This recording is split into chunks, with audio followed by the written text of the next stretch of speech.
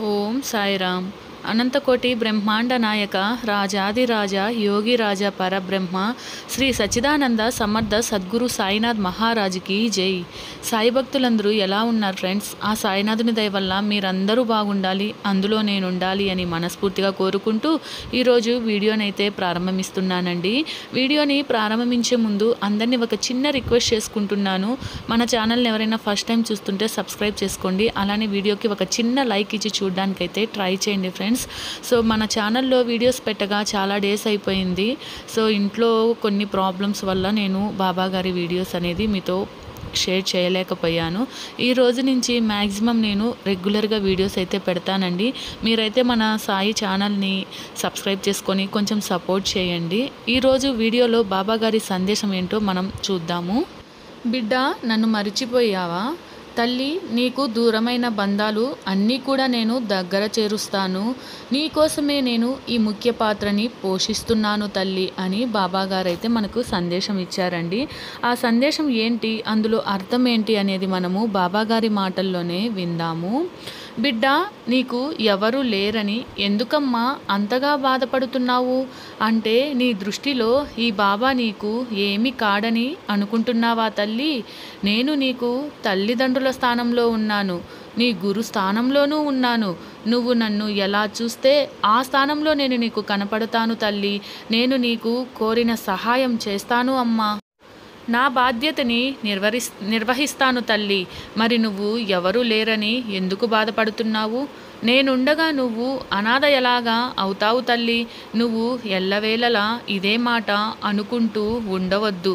నీకు నేను ఎల్లప్పుడూ తోడుగా నీడగా ఉంటాను తల్లి. నీకు అనుకూలంగా ఉండే రోజులన్నీ తీసుకొస్తానమ్మా. నీవు ఏది కోరుకుంటే అది నీకు అందిస్తాను తల్లి. ఒక తండ్రి వలె నువ్వు కోరుకున్నవన్నీ నీకు చేర్చి నీకు ఆనందం కలిగించడం నా బాధ్యత తల్లి. నాది ఒక తల్లి వలె నీ మంచి చెడ్డలు బాగుబోగులు అన్నీ కూడా నేను చూసుకుంటాను.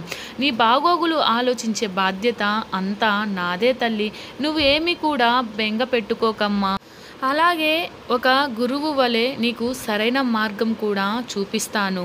సరైన సలహాలు ఇవ్వడం, ఏది చేస్తే నీకు మంచి జరుగుతుందో తెలియజేయడం అది కూడా నా బాధ్యతే తల్లి. ఎన్నో రకాల పాత్రలు పోషిస్తూ నేను నీ వెంటే ఉంటాను. నీవు నన్ను గుర్తించడం లేదంతే.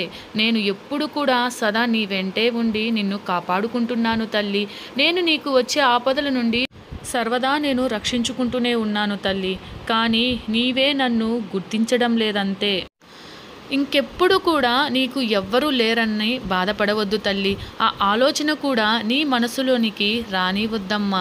నీకు సకలం నేనే. నీకు నేను కావలసినవన్నీ సమకూర్చే బాధ్యత నాది.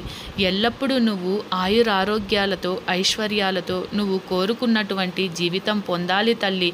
నీకు దూరమైన అన్ని బంధాలు కూడా దగ్గర అవ్వాలి. నేను నీకు ఖచ్చితంగా దగ్గర చేస్తాను తల్లి. నువ్వు నన్ను మరిచిపోయావు, ఎప్పుడు కూడా మరిచిపోవద్దు తల్లి. నేను నీకు సదా తోడుగా ఉంటాను. నీ కష్టంలోనూ నష్టంలోనూ బాధలోనూ కన్నీటిలోనూ ప్రతి దాంట్లో కూడా నేను నీతోనే ఉండి నిన్ను కాపాడుకుంటూ ఉంటానమ్మా. నువ్వు నన్ను ఎల్లవేళలా తలుచుకుంటూ నా మీద నమ్మకంతో ఉండు తల్లి. నీకు దూరమైన అన్ని బంధాలని కూడా నీకు దగ్గర చేసి నువ్వు సంతోషంగా ఉండేలా చేస్తానమ్మా. నేను నీ కోసమే ఈ ముఖ్యమైన పాత్రని కూడా పోషిస్తున్నాను తల్లి. నేను నిన్ను సంతోషంగా ఉంచడం కోసము నా ఈ ప్రయత్నాలు అన్నీ కూడా తల్లి. నువ్వు ఎప్పుడు కూడా ఆయురారోగ్యాలతో అష్టైశ్వర్యాలతో ఎప్పుడు చిరకాలం నవ్వుతూ ఆనందంగా ఉండాలి. అలానే నీకు దూరమైన బంధాలన్నీ కూడా నీకు దగ్గరవ్వాలి అని నేను మనస్ఫూర్తిగా కోరుకుంటున్నాను తల్లి. అలానే దూరమైన బంధాలని దగ్గర చేస్తాను. నీకు ఎల్లవేళలా నా ఆశీస్సులు ఉంటాయమ్మా అని బాబాగారైతే మనకి సందేశం ఇచ్చారండి. చూశారు కదా, ఇక మీద మీరు ఎవరు కూడా బాధపడకుండా ఎటువంటి కష్టం వచ్చినా సరే ఓపికతో నమ్మకంతో బాబాగారిని తలుచుకుంటూ జీవితంలో అయితే ముందుకు వెళ్ళండి. ఖచ్చితంగా సాయినాథుని నమ్మిన వారికి ఆ బాబా ఎప్పుడు కూడా అన్యాయం చేయరండి. కాకపోతే కొంచెం ఓపిక, నమ్మకముతో మనము వేచి చూడాలి. అంతే. మనం కోరిన కోరికలన్నీ కూడా ఆయన కొంచెం సమయం తీసుకొని మన కోరికలన్నీ కూడా నెరవేరుస్తారండి. ఆయనను నమ్మిన వారిని ఎప్పుడు కూడా బాబాగారు వదిలిపెట్టరు. కొంచెం నమ్మకముగా, ఓపికతో ఉండండి. అంతా మంచే జరుగుతుంది. సర్వే జన సుఖినో భవంతు. జై సాయిరాం.